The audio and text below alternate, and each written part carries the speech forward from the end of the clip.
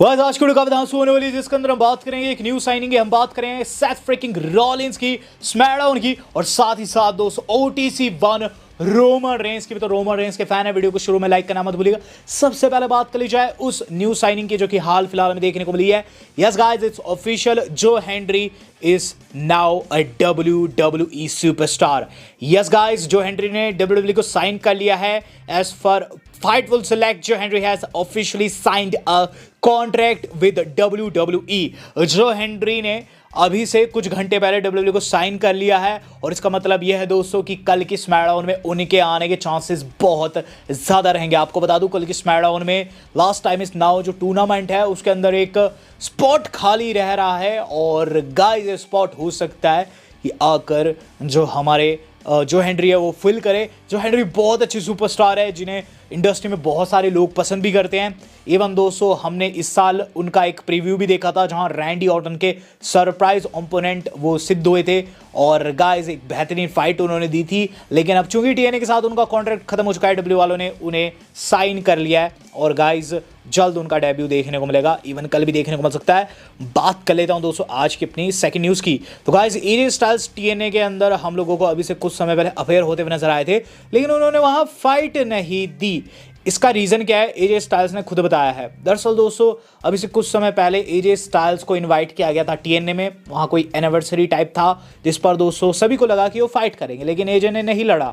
तो AJ बताते हैं कि उन्हें लड़ने नहीं दिया गया। यहाँ AJ स्टाइल्स क्या कहते हैं इंटरव्यू में कि WWE won't let him wrestle in TNA and the reason is कि अगर मैं वहाँ रेसल कर लेता तो WWE के अंदर बाकी के स्टार्स भी जो कि मेन रोस्टर में वो कहते कि हमें भी जाना है TNA के अंदर, क्योंकि बहुत से स्टार जो कि इस वक्त मेन रोस्टर में TNA से आ रखे हैं और TNA के अंदर दोस्तों उनका पास्ट रहा है कहीं ना कहीं।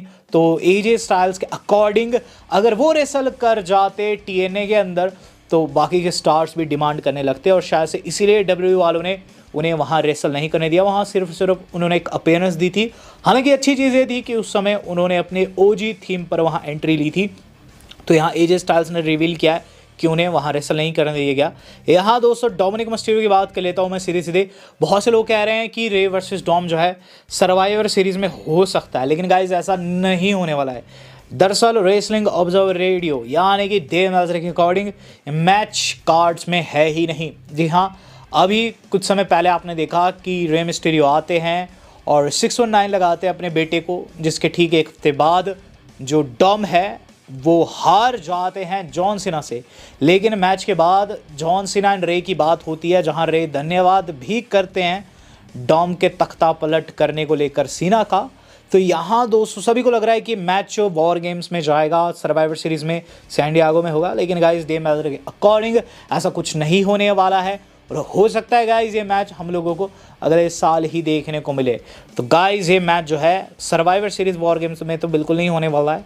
यहाँ बात कर ली जाए दोस्तों अब अगले साल की, तो अगले साल की जब मैं बात कर रहा हूँ तो एक कन्फर्मेशन आ चुकी है दोस्तों। अगले साल WWE वाले एक ऐसी जगह पर जाने वाले हैं जहां दोस्तों CM पंक के हारने का चांस बहुत कम रहता है। तो अभी तक आपने गैस कर लिया होगा। यस गाइस, February 28, 2026 शिकागो में दोस्तों आप लोगों को अगले साल देखने को मिलेगा एलिमिनेशन चेंबर। एलिमिनेशन चेंबर जो रहता है काफ़ी ब्रूटल PLE रहता है और CM पंक का गढ़ माना जाता है शिकागो को। तो शिकागो में एलिमिनेशन चेंबर माना दोस्तों हारने के चांसेस बहुत कम। माना दोस्तों CM पंक हो सकता है रेसलमेनिया तक टाइटल होल्ड करे, क्योंकि अब इक्का दुक्का मंथ ही रह गया है और CM पंक वर्ल्ड चैंपियन है। अभी वॉर गेम्स में दोस्तों एक मैच का पार्ट है, एक टीम मैच का पार्ट है दोस्तों। तो मुझे लग रहा है कि इस साल तो हारने नहीं वाले। रॉयल रंबल में दोस्तों रिटेन कर जाए तो सीधे रेसलमेनिया ही उनका स्पॉट रहेगा जहां दोस्तों वो किसी तरीके से हार सकते हैं। तो एलिमिनेशन चैम्बर में तो बिल्कुल नहीं हारने वाले मेरे हिसाब से, क्योंकि ये शिकागो में कंफर्म हो चुकी है। बात करूंगा दोस्तों उनके एक ऐसे ओपोनेंट की जो कि उन्हें हारता हुआ देखना चाहता है लेकिन बेचारा इंजर्ड है। सेथ फ्रिकिंग रॉलिंस ने दोस्तों आज गुड मॉर्निंग फुटबॉल को इंटरव्यू दिया है। इस शो में आ रखे थे, ये बता रहे थे कि कैसी उनकी रिकवरी चल रही है। वो कहते हैं कि काफ़ी सही चल रही है और यहाँ उनसे जब पूछा जाता है कि कोई एक बंदा अगर आपको चूज़ करना पड़े मिक फोली और जॉन सीना में से as a tag team partner, तो आप किसे पिक करोगे? तो शायद रॉलिंस कहते हैं कि मैं सीधे सीधे कह रहा हूँ जॉन सीना को ही मैं पिक करूँगा। जॉन सीना बहुत सही बंदा है। वो कहते हैं कि सीना ने इंडस्ट्री को बहुत कुछ दिया है, हाल फिलहाल में इंटरकॉन्टिनेंटल चैंपियन बना है और उसके साथ वो ग्रैंड स्लैम बना है। काफ़ी लंबा टाइम उसे इस चीज़ को करने में लगा है, लेकिन वो बंदा बहुत अच्छा है। बैक स्टेज उसके साथ मेरा एक अलग टाइप का बॉन्ड है। इवन इंडिया के अंदर हमने एक लाइव इवेंट में 7 टीम बनाई थी, जहाँ लोग काफ़ी शोर मचा रहे थे और बढ़िया चीयर कर रहे थे। लेकिन उससे भी बढ़िया चीज़ थी कि जॉन सीना मेरा टैग टीम पार्टनर था। इवन हम आपस में कॉन्वर्सेशन तक नहीं कर पा रहे थे मैच के ड्यूरिंग जो रहती है, तो इस तरीके का वहाँ सपोर्ट था। सैथ रॉलिंस ने साफ साफ शब्दों में ये चीज़ कही है कि जॉन सीना जो है as a tag team partner उनके लिए काफ़ी सूटेबल है, और अपना बीता टाइम जो कि इंडिया में उनका लाइव इवेंट में था वो भी उन्होंने याद किया है। तो यहाँ दोस्तों सैथ रॉलिंस जो है जॉन सीना को गोट बताया, और एक्चुअल में वो गोट है भी। जब सीना की बात लग रही है तो सवाल ये भी उठता है, क्या सीना टॉप सेलिंग सुपरस्टार की लिस्ट में है? तो जवाब है जी हाँ, लेकिन गाइज इसमें टॉप पर कोई और ही है। यस गाइज, अलेक्सा ब्लिस ने टॉप किया है टॉप सेलिंग सुपरस्टार की लिस्ट में, यानी कि जिसने सबसे ज़्यादा फायदा पहुंचाया डब्ल्यूडब्ल्यूई को। अलेक्सा ब्लिस आ रही है, देन एजे ली, CM Punk, Cody Rhodes, Jacob Fatu, Jey Uso, John Cena, Penta, Rhea Ripley, Roman Reigns नीचे आ रहे हैं। अब आप पूछेंगे ऐसा कैसे हो गया, तो बता दूं दोस्तों, ये महीने दर महीने का रहता है। महीने दर महीने जिसके सबसे ज़्यादा मर्च बिकते हैं, देन एवरेज निकाला जाता है। तो रोमन रेंस दोस्तों बहुत से मंथ्स ऐसे रहे जिसमें नहीं आए हैं। रही बात बाकी के सुपरस्टार की, तो ऑब्वियस था दोस्तों, कभी कोई तो कभी कोई टॉप पे रहा।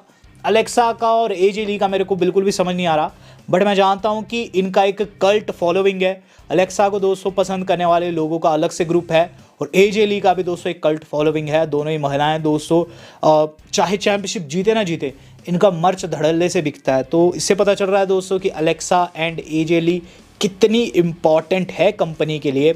और इसी बात पर दोस्तों वीडियो को लाइक अलेक्सा ब्लिस के नाम बात कर ली जाए दोस्तों। इससे अगली न्यूज़ की जो कि हमारी जोड़ी एडी गुएरेरो से, एडी गुएरेरो की आज 20th एनिवर्सरी मनाई गई, जहाँ डब्ल्यूडब्ल्यूई वालों ने एक ट्वीट किया है, वे वाला राजा लिख कर दोस्तों उन्होंने rest in peace Eddie Guerrero कहा है। दरअसल दोस्तों एडी गुएरेरो की आज से 20 वर्ष पहले मृत्यु हो गई थी, साल 2005। बहुत से लोगों को लगता है कि एडी गुएरेरो जो है रिंग में मरे थे, लेकिन दोस्तों एक र्यूमर है, उनकी मृत्यु एक होटल में हुई थी। और गाइस उन्हें हार्ट अटैक आया था। बहुत से लोग कहते हैं कि रीज़न स्टीरॉयड है, लेकिन आज की दुनिया में हम देख रहे हैं बहुत से लोग बहुत कम समय में दुनिया छोड़ रहे हैं। सेम सिनारियो दोस्तों एडी गुएरेरो के केस में था, और एडी गुएरेरो को दोस्तों आज रिमेंबर किया जा रहा है, और हम भी दोस्तों यहाँ रेस्ट इन पीस एडी कहेंगे, क्योंकि अपने पीक पर उन्होंने डब्ल्यूडब्ल्यूई को अलविदा कह दिया था। तब से लेकर अभी तक कोई भी उनकी जगह नहीं ले पाया है। बात कर ली जाए दोस्तों इससे अगली न्यूज़ की, तो गाइस इससे अगली न्यूज़ जो आज के हमारे जुड़े दोस्तों सुपरस्टार को मिलने वाले इनकम से। तो इससे पहले दोस्तों एक न्यूज़ आई थी कि सुपरस्टार को बहुत सारा पैसा मिलता है, और अब डब्ल्यूडब्ल्यूई के अंदर वेजेस जो है काफ़ी बढ़ चुके हैं। मिनिमम कॉन्ट्रैक्ट $2.5 लाख के आसपास रह रहा है। लेकिन गाइस यहाँ एक सुपरस्टार है डब्ल्यूडब्ल्यूई के अंदर लड़ती थी, कैली नेम है इनका, और एनएक्सटी के अंदर डिफरेंट नेम था। उनका इंटरव्यू हुआ है, वो चीज़ कहती है कि एनएक्सटी के अंदर जो स्टार्टिंग कॉन्ट्रैक्ट है वो $30,000 तक का है, यानी कि लगभग 26 लाख प्रति ईयर के हिसाब से भी मिलते हैं। ऐसा नहीं है कि डब्ल्यूडब्ल्यूई के अंदर रेसल कर रहे हो आप तो आप मिलियनेयर हो, बिलियनेयर हो, ऐसा नहीं है। एनएक्सटी के अंदर इतनी कम तनख्वाह भी मिलती है जिस तनख्वाह में अमेरिका जैसे शहर में बहुत मुश्किल से गुजारा होता है। तो यहाँ दोस्तों कैली की तरफ से काफ़ी तगड़ा बयान आया है, और इसी के साथ काफ़ी तेज़ कॉन्वर्सेशन शुरू हो चुकी है ट्विटर के ऊपर कि डब्ल्यूडब्ल्यूई वालों को सुपरस्टार के कॉन्ट्रैक्ट में इजाफा करना चाहिए।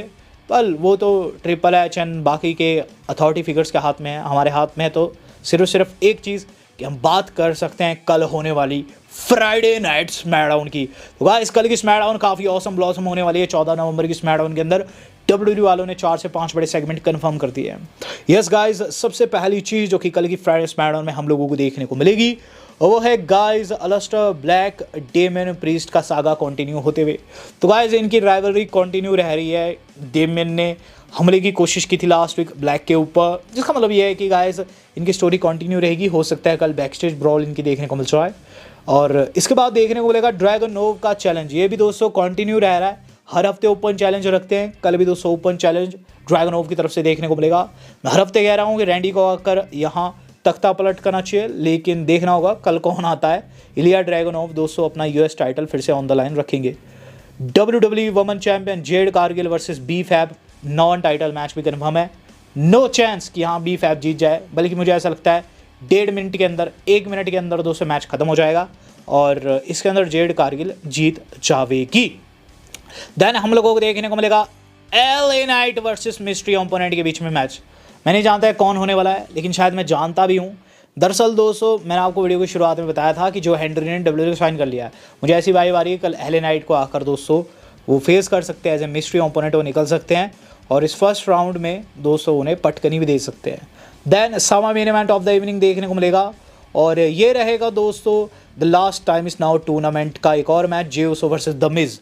द मिज का कार्मेलो के साथ चला हुआ है, हालांकि जे उसो को दोस्तों यहाँ हेट भी मिल सकती है क्योंकि द मिज को बहुत से फैंस कह रहे हैं कि सीना का लास्ट ओपोनेंट होना चाहिए, तो देखते क्या रहता है, लेकिन जे उसो मेरे हिसाब से इसमें जीतेंगे, 100% जीतेंगे। Main event of the evening रहेगा कि जे उसो को लगेगा तगड़े वाला spear out of nowhere Bron Breakker की तरफ से मैच के बाद। फिर हम लोगों को कोडी रोड्स एंड CM पंक की एंट्री देखने को मिल सकती है वहाँ, और एक मासिव ब्रॉल आप लोगों को कल देखने को मिल सकती है क्योंकि दोस्तों बताया जा रहा है कि कल लोगन पॉल भी एडवर्टाइज है और उनके साथ साथ दोस्तों आपको ब्रॉन एंड ब्रॉन की जोड़ी भी देखने को मिल सकती है, द विजन देखने को मिल सकता है और वॉर गेम्स के लिए दोस्तों एक सॉलिड नींव डाली जा सकती है। अब बात जब लग रही है वॉर गेम्स की, तो आज की हमारी जो मेन खबर जुड़ी है वो इसी से जुड़ी हुई है। Yes guys, Roman Reigns and Brock Lesnar के अगले रॉ में आने के चांसेस जो है डबल हो चुके हैं क्योंकि यहाँ अपडेट आ चुकी है।